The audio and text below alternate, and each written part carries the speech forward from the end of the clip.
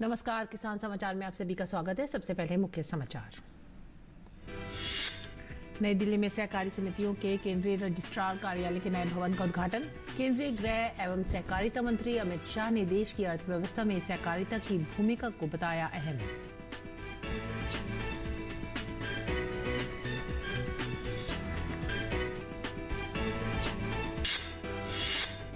केंद्रीय कृषि मंत्री अर्जुन मुंडा ने पूसा के कृषि प्रक्षेत्र का किया अवलोकन। कृषि एवं बागवानी की आधुनिक पद्धतियों के लिए बारीकी से जानकारी। देश के छोटे व मझोले किसानों तक लाभ पहुंचने के लिए अधिकारियों को निर्देश।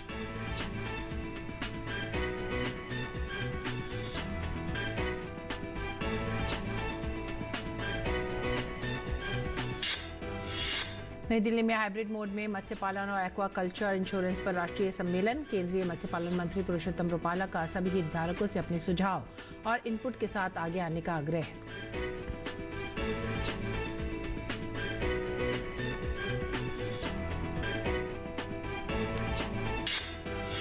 डिजिटल कृषि में परिवर्तन के लिए बड़ी पहल। नई दिल्ली में एक त्रिपक्षीय समझौता ज्ञापन पर हस्ताक्षर। भारत को कृषि में वैश्विक अगुवा के रूप में स्थापित करने में कृषि एवं किसान मंत्रालय प्रतिबद्ध। खबरें विस्तार से। केंद्रीय गृह मंत्री और सहकारिता मंत्री अमित शाह ने नई दिल्ली के नौरोजी नगर में वर्ल्ड ट्रेड सेंटर में सहकारी समितियों के केंद्रीय रजिस्ट्रार के कार्यालय के नए भवन का उद्घाटन किया। इस अवसर पर संबोधित करते हुए सहकारिता मंत्री ने कहा कि समय के साथ साथ सहकारी समितियों को मजबूत करने के लिए बड़े कदम उठाए गए हैं। उन्होंने कहा कि देश की अर्थव्यवस्था में सहकारिता की बड़ी भूमिका सुनिश्चित करेंगे। आज सहकारिता मंत्रालय बनने के 2 साल के बाद multi state cooperative society act में 98 संशोधन के हिसाब से सारे परिवर्तन कर दिए गए हैं। समय के साथ साथ कोऑपरेटिव सोसाइटी के चलाने में जो कई प्रकार के विसंगतियां भी आई थी, कई प्रकार के दूषण भी आए थे, वो विसंगतियों को दूर करने के लिए और दूषण को निरस्त करने के लिए कानून 2023 में हमने बनाकर एक मजबूत खाका पारदर्शी सहकारिता का बनाने का काम किया है। केंद्रीय कृषि एवं किसान कल्याण मंत्री अर्जुन मुंडा ने दिल्ली में भारतीय कृषि अनुसंधान परिषद के राष्ट्रीय कृषि विज्ञान परिसर की विभिन्न सुविधाओं तथा भारतीय कृषि अनुसंधान संस्थान के कृषि प्रक्षेत्र का अवलोकन किया। इस दौरान मुंडा ने कृषि एवं बागवानी की आधुनिक पद्धतियों की बारीकी से जानकारी देते हुए अधिकारियों से कहा कि यहाँ हो रहे अनुसंधान कार्यों का लाभ देश के छोटे व मझोले किसानों तक पहुँचाना सुनिश्चित किया जाना चाहिए, ताकि इनके माध्यम से वे लाभान्वित होकर आमदनी बढ़ा सकें एवं उनका जीवन स्तर ऊंचा उठ सके। मुंडा ने पूसा संस्थान में स्थापित समन्वित कृषि प्रणाली की 1 एवं 2.5 एकड़ की 2 यूनिट का भी अवलोकन किया, जहां पर मशरूम, संरक्षित खेती, मुर्गी एवं बत्तख पालन आदि के साथ ही बागवानी एवं फसलों के उत्पादन की जानकारी भी ली, जिनके द्वारा किस तरह से छोटे किसानों की आय बढ़ाई जा सकती है, इस विषय पर मार्गदर्शन दिया। और मत्स्य पालन, पशुपालन और डेयरी मंत्री पुरुषोत्तम रूपाला ने बुधवार को पूसा, नई दिल्ली में हाइब्रिड मोड में मत्स्य पालन और एक्वा कल्चर इंश्योरेंस पर राष्ट्रीय सम्मेलन की अध्यक्षता की। केंद्रीय मंत्री ने कुछ लाभार्थियों को समूह दुर्घटना बीमा योजना के चेक भी वितरित किए। अपने संबोधन में पुरुषोत्तम रूपाला ने सभी हितधारकों से वेसल्स इंश्योरेंस योजनाओं के लिए दिशा निर्देश तैयार करने के लिए अपने सुझाव और इनपुट के साथ आगे आने का आह्वान भी किया। उन्होंने कहा कि ग्रुप एक्सीडेंट इंश्योरेंस स्कीम काफ़ी सफल रही है और इसी तरह की सफलता को मछुआरा समुदाय के बीच फसल बीमा और वेसल्स बीमा के लिए भी इस्तेमाल होना चाहिए। उन्होंने ये भी कहा कि नई योजनाएं बनाते समय जलवायु परिवर्तन से उत्पन्न मुद्दों को ध्यान में रखा जाना चाहिए। रूपाला ने सम्मेलन के आयोजन के लिए विभाग की सराहना की, जो सभी हितधारकों को संवेदनशील बनाने में काफी मददगार साबित होगा। पुरुषोत्तम रूपाला ने बीमा लाभार्थियों से भी बातचीत की और उनकी प्रतिक्रिया भी ली। आगे बढ़ेंगे अगली खबर की तरफ। राष्ट्रीय किसान कल्याण कार्यक्रम कार्यान्वयन सोसाइटी डिजिटल इंडिया कॉरपोरेशन के तहत इंडिया एआई और वाधवानी फाउंडेशन के बीच नई दिल्ली में एक त्रिपक्षीय समझौता ज्ञापन पर हस्ताक्षर किए गए। एमओयू के अनुसार वाधवानी फाउंडेशन की ओर से एआई रणनीति तैयार और कार्यान्वित करने में महत्वपूर्ण सहायता प्रदान की गई। फाउंडेशन एआई के लिए इलेक्ट्रॉनिक्स एवं सूचना प्रौद्योगिकी मंत्रालय की राष्ट्रीय योजना के अनुरूप एआई संचालित डिजिटल कृषि परिवर्तन में भारत को एक वैश्विक अगुवा के रूप में स्थापित करने में मंत्रालय की सहायता करने के लिए प्रतिबद्ध है। ये सहयोग भारत के कृषि परिदृश्य में एक महत्वपूर्ण क्षण है। यहाँ मंत्रालय ने मंत्रालय के भीतर एक एआई प्रकोष्ठ के निर्माण के माध्यम से डिजिटल कृषि को रूपांतरित करने में एआई के उपयोग को संस्थागत बनाया है। कृषि एवं किसान कल्याण मंत्रालय किसानों के लाभ और समग्र पैदावार को बढ़ाने के लिए अत्याधुनिक आर्टिफिशियल इंटेलिजेंस एआई प्रौद्योगिकी का लाभ उठा रहा है। उर्वरक एवं रसायन मंत्री डॉक्टर मनसुख मांडविया ने उर्वरक आत्मनिर्भरता की राह और fertilising the future Bharat march towards fertiliser self sufficiency नामक किताब लिखी है। इस किताब का विमोचन उपराष्ट्रपति जगदीप धनखड़ ने किया। इस किताब में प्रधानमंत्री मोदी के नेतृत्व में उर्वरक क्षेत्र में आत्मनिर्भर भारत बनाने की अब तक की यात्रा और इस क्षेत्र में आए क्रांतिकारी बदलावों की कहानी है। पुस्तक बहुत ही रोचक ढंग से लिखी गई है और सरकार की ओर से उठाए गए कदमों की इसमें विस्तार से जिक्र किया गया है। किताब में डॉक्टर मनसुख मांडविया ने अपनी 8 साल के अनुभवों को समेटा है। भारत जल्द ही उर्वरक क्षेत्र में आत्मनिर्भर बन जाएगा। इसको लेकर मोदी सरकार ने बीते 9 साल में कई कदम उठाए हैं। पीएम मोदी के नेतृत्व में उर्वरक क्षेत्र में आत्मनिर्भर भारत बनाने की यात्रा पर केंद्रीय उर्वरक एवं रसायन मंत्री डॉक्टर मनसुख मांडविया ने एक किताब लिखी है। इस किताब का नाम है उर्वरक आत्मनिर्भरता की राह और fertilising the future Bharat march towards fertiliser self sufficiency. किताब का विमोचन उपराष्ट्रपति जगदीप धनखड़ ने किया है। किताब में मनसुख मांडविया ने मंत्रालय के अपने 8 साल के अनुभवों को समेटा है। 6 महीने में लिखी इस किताब में इस बात को विस्तार से बताया गया है कि सरकार ने कैसे सबसे पहले फर्टिलाइजर सुरक्षा पर काम किया। सप्लाई चेन को बेहतर करने के लिए 5 नए फर्टिलाइजर प्लांट लगाए गए। इनमें से 4 ने काम करना भी शुरू कर दिया। सरकार के उठाए गए कदमों का ही असर है कि फर्टिलाइजर के आयात में 6 से 7% की कमी आई है। अब 40 से 50 लाख मीट्रिक टन ही यूरिया का आयात होता है, जबकि पहले 75 लाख मीट्रिक टन आयात होता था। 60 के दशक में पहली कृषि क्रांति हुई थी, जिसमें कृषि क्षेत्र में कई बदलाव आए थे। पीएम मोदी के नेतृत्व में दूसरी कृषि क्रांति आई है, जिसके तहत nano urea, nano DAP, drone का इस्तेमाल, रासायनिक यूरिया की जगह वैकल्पिक यूरिया का इस्तेमाल और पीएम प्रणाम जैसी क्रांतिकारी योजनाएं लाई गई हैं। यूरिया का दूसरे उद्योग में इस्तेमाल को बंद करने की बात हो या काला बाजारी को रोकने की व्यवस्था, इसको लेकर सरकार ने कई कदम उठाए हैं, जिसका विस्तार से जिक्र इस किताब में किया गया है। वैकल्पिक यूरिया के इस्तेमाल से यूरिया पर सरकार की तरफ से दी जाने वाली सब्सिडी में भी कमी आई है। सरकार हर साल इस क्षेत्र में 2.5 लाख करोड़ की सब्सिडी देती है। यूरिया, डीएपी, फास्फोरस, पोटाश की कोई कमी ना हो, इसके लिए कई देशों से लंबे समय का समझौता किया गया है, जिससे सप्लाई बेहतर हुई है। Nano urea, nano DAP, drone और यूरिया गोल्ड जैसे नए इनोवेशन किए गए हैं ताकि इसका फायदा किसानों को मिले। किताब में इसका जिक्र विस्तार से किया गया है। अब नीम के साथ साथ सल्फर कोटेड यूरिया भी आ रहा है ताकि किसान रासायनिक खाद का इस्तेमाल ना करें। पूरे देश में 2 लाख किसान समृद्ध केंद्र खोला गया है, जहां किसानों को एक ही छत के नीचे सभी जरूरत की जानकारी और सामान मिलता है। आने वाली खरीफ सीजन के लिए भी पर्याप्त मात्रा में फर्टिलाइजर रिजर्व रखा गया है। सरकार एक सीजन का यूरिया रिजर्व रखती है ताकि कोई कमी ना हो। सरकार के इन कदमों का लक्ष्य है कि मिट्टी की सेहत के साथ साथ इंसान की भी सेहत बेहतर बनी रहे। Nitendra Singh, DD news, Delhi. विकसित भारत संकल्प यात्रा के तहत गांव-गांव लोगों को विभिन्न योजनाओं का लाभ देने के लिए पहुंच रही मोदी सरकार की गारंटी वाली गाड़ी राजस्थान के 12 जिले में भी सुदूर आदिवासी क्षेत्र में पहुंचकर लोगों को योजनाओं का लाभ दे रही है।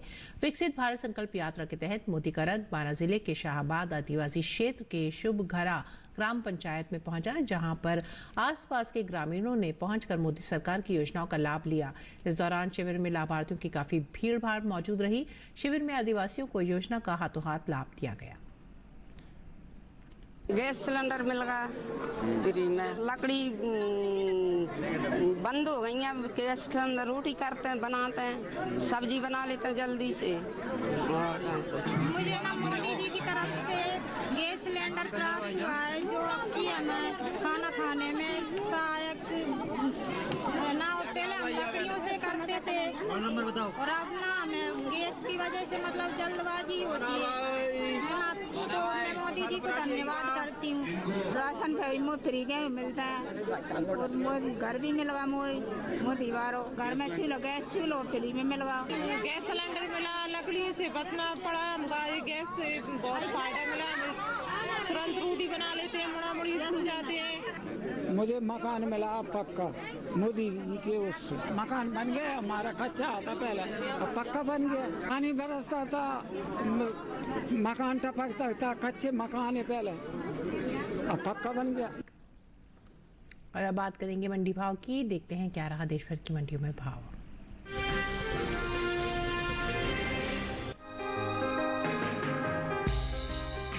इन दिनों ज्यादातर मंडियों में गेहूं की आवक सामान्य बनी हुई है। बुधवार को गेहूं के सौदों में उठापटक के साथ कारोबार हुआ। एग मार्केट के मुताबिक देश के अलग अलग मंडियों में गेहूं के भाव इस तरह रहे। गुजरात की राजकोट मंडी में 16 जनवरी को गेहूं का भाव था 2800 रुपए। 17 जनवरी को इसके भाव में 15 रुपए की तेजी आई और भाव 2815 हो गया। मध्य प्रदेश की हरदा मंडी में 16 जनवरी को गेहूं की खरीद 2626 रुपए पर हुई। 17 जनवरी को यहां इसका भाव 56 रुपए गिरकर 2570 रुपए पर आ गया। वहीं राजस्थान की लालसोट मंडी में गेहूं के सौदों में भी नरमी के साथ कारोबार हुआ। यहां 16 जनवरी को गेहूं का भाव रहा 2536 रुपए। 17 जनवरी को इसके सौदे 106 रुपए लुढ़क कर 2430 रुपए पर हुए। उत्तर प्रदेश की अलीगंज मंडी में 16 जनवरी को गेहूं का भाव था 2350 रुपए। 17 जनवरी को इसके सौदों में 10 रुपए की तेजी आई और भाव जा पहुंचा 2360 रुपए प्रति क्विंटल पर। गेहूं की उपज की बात करें तो इस साल देश में घरेलू स्तर पर रबी गेहूं की पैदावार रिकॉर्ड स्तर पर जा सकती है, जिसका असर गेहूं के बाजार भाव पर पड़ता दिख सकता है। कृषि मंत्रालय के तीसरे अग्रिम अनुमान के मुताबिक साल 2022-23 के दौरान देश में रबी गेहूं की उपज 1127.43 लाख टन अनुमानित है, जो पिछले साल के उत्पादन की तुलना में 50.01 लाख टन अधिक है। वहीं बीते साल इस दौरान रबी गेहूं की पैदावार 1077.42 लाख टन रही थी।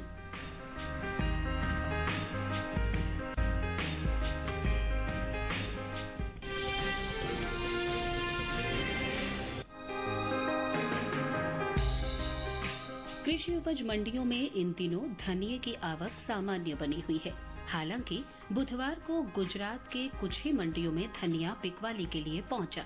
भाव की बात करें तो पोरबंदर और राजकोट मंडी में धनिये के सौदों में मजबूती के साथ कारोबार हुआ, जबकि विसावदर मंडी में इस दौरान धनिये के भाव में नरमी देखने को मिली। एग मार्केट के मुताबिक गुजरात की पोरबंदर मंडी में 16 जनवरी को धनिये का भाव था 5640 रुपए। 17 जनवरी को इसके भाव में 135 रुपए की तेजी आई और भाव 5775 रुपए पर पहुंच गया। राज्य की ही राजकोट मंडी में इस दौरान धनिये के सौदों में मजबूती के साथ कारोबार हुआ। यहाँ 16 जनवरी को धनिये का भाव रहा 6650 रुपए। 17 जनवरी को इसके सौदे 100 रुपए बढ़कर 6750 रुपए पर हुए। विसावदर मंडी में धनिये के भाव की बात करें तो यहाँ 16 जनवरी को धनिये का भाव था 5665 रुपए। 17 जनवरी को इसके सौदों में 50 रुपए की गिरावट आई और भाव 5615 रुपए पर आ गया। वही बात धनिये के निर्यात की करें तो देश से होने वाले धनिये के निर्यात में इस साल बढ़त देखने को मिली है। साल 2022-23 के दौरान धनिये का निर्यात 10% बढ़ा है। भारतीय मसाला बोर्ड के मुताबिक वित्त वर्ष 2022-23 के दौरान धनिये का निर्यात 54,481 टन के पार पहुंच गया है, जबकि बीते साल इस दौरान धनिये का निर्यात 48,656 टन का हुआ था। यानी बीते साल के मुकाबले इस साल धनिये का निर्यात 5,825 टन बढ़ा है।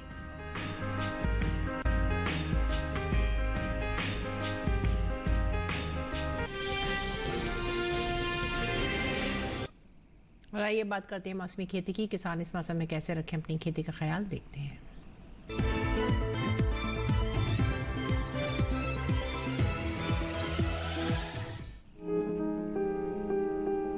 मौसम को ध्यान में रखते हुए गुजरात के किसान कपास की चुनाई कर लें। साथ ही यहाँ के किसान अरहर की परिपक्व फलियों की चुनाई भी जारी रखें। गुजरात में किसान अभी के समय भिंडी और टमाटर की तुड़ाई कर सकते हैं। साथ ही यहाँ मिर्च और बैंगन की तुड़ाई भी कर ले। ध्यान रहे, किसी भी फसल की तुड़ाई उसकी परिपक्वता के आधार पर ही करें। साथ ही प्राप्त उपज को सुरक्षित स्थान पर भंडारित कर लें। गुजरात में किसान ग्रीष्मकालीन मूंगफली की बुआई कर सकते हैं। साथ ही खड़ी फसल में जरूरत के अनुसार सिंचाई कर लें। गन्ने की नई फसल की रुपाई के लिए फरवरी तक समय अनुकूल है। रुपाई के लिए खेतों की गहरी जुताई कर मिट्टी को समतल कर लें। साथ ही मिट्टी की नमी का खास ख्याल रखें। पौधों की रुपाई 90 से 120 सेंटीमीटर की दूरी पर करें। बात करें मध्य महाराष्ट्र की, तो यहाँ के किसान अरहर की कटाई कर लें। साथ ही प्राप्त उपज को सुरक्षित स्थान पर भंडारित करें ताकि फसल को किसी तरह का नुकसान न हो। मध्य महाराष्ट्र के किसान केले और पपीते की फसल को ठंड से बचाएं। बचाव के लिए फसलों को सफेद प्लास्टिक की थैली से ढककर रखें। इसके अलावा मध्य महाराष्ट्र के किसान रबी ज्वार की फसल में जरूरत के अनुसार सिंचाई कर सकते हैं।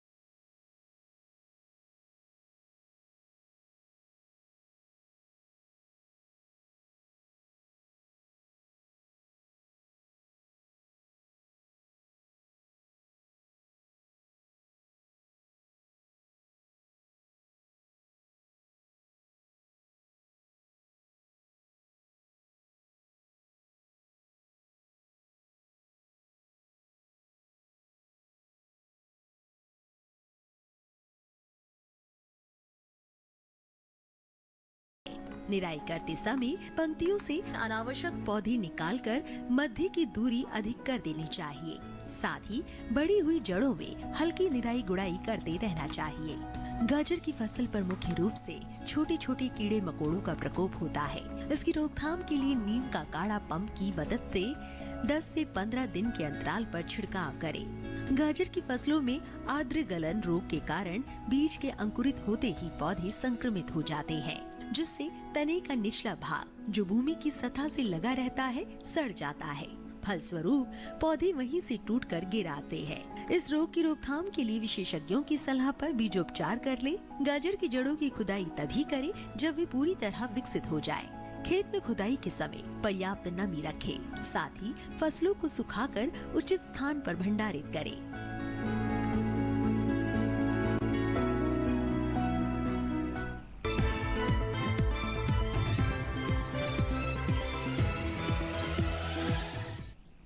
बात करेंगे विकसित भारत संकल्प यात्रा की। ये यात्रा राजस्थान के शहरी और ग्रामीण इलाकों में जारी है। इसी कड़ी में आज मोदी सरकार की गारंटी वाली गाड़ी सीकर में पहुंची, जहां लोगों ने इसका शानदार अंदाज में स्वागत किया।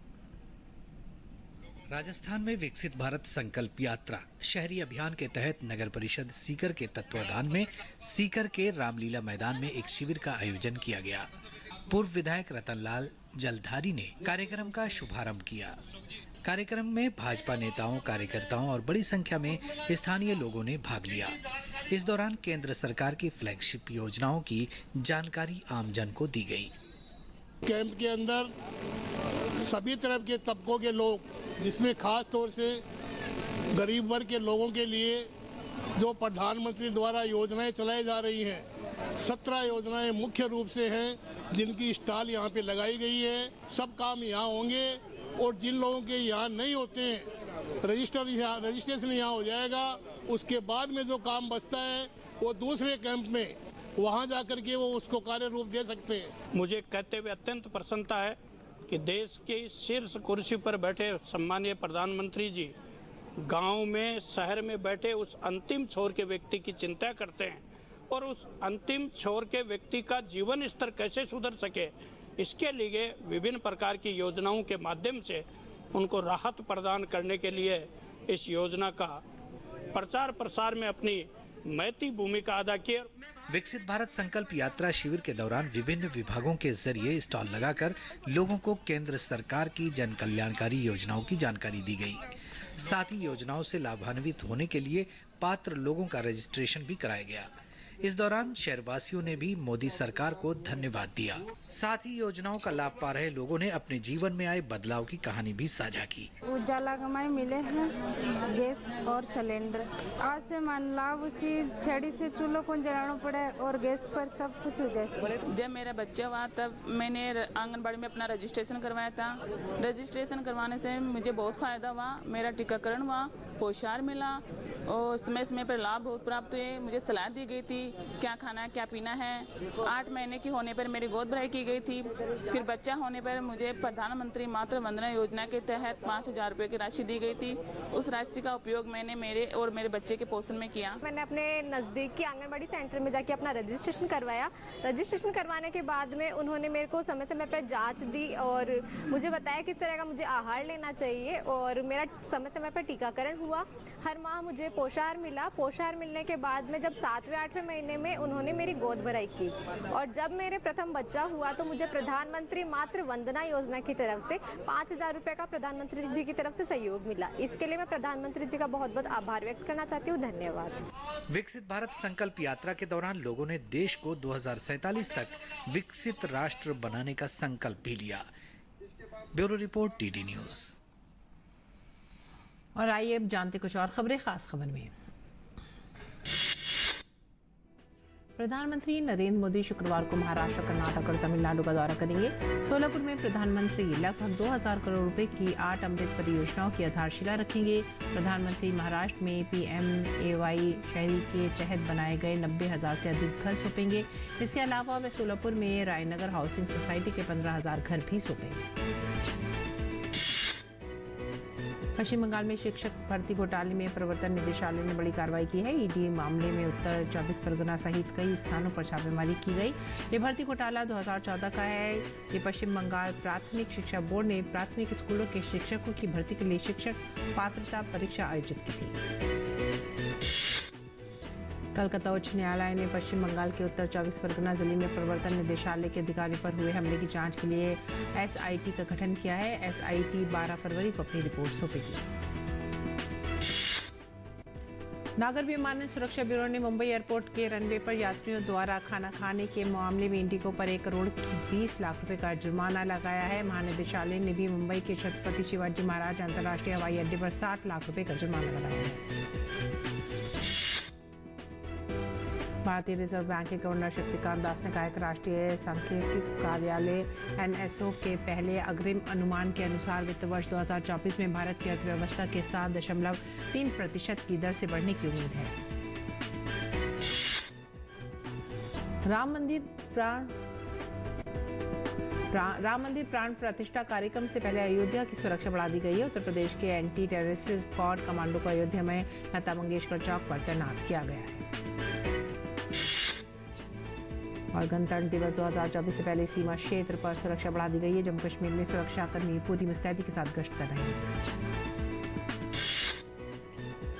केंद्रीय सड़क परिवहन और राजमार्ग राज्य मंत्री जनरल VK सिंह ने कहा है कि सरकार एथेनॉल के उत्पादन और बिक्री को बढ़ावा देने के लिए स्वतंत्र व्यवस्था पर काम कर रही है। खादी ग्राम उद्योग आयोग ने 20% की छूट के साथ सनातन खादी वस्त्र का शुभारंभ किया। सनातन वस्त्र को भारतीय परंपरा के अनुसार तैयार किया गया है। नई दिल्ली का खादी भवन 25 जनवरी तक ग्राम उद्योग उत्पादों पर 10 से 60% तक की विशेष छूट देगा।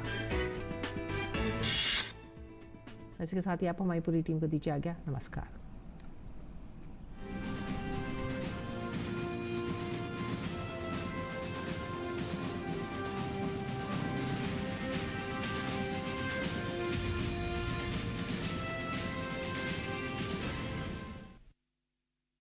रघुकुल रीति सदा चली आई, प्राण जाहि बरु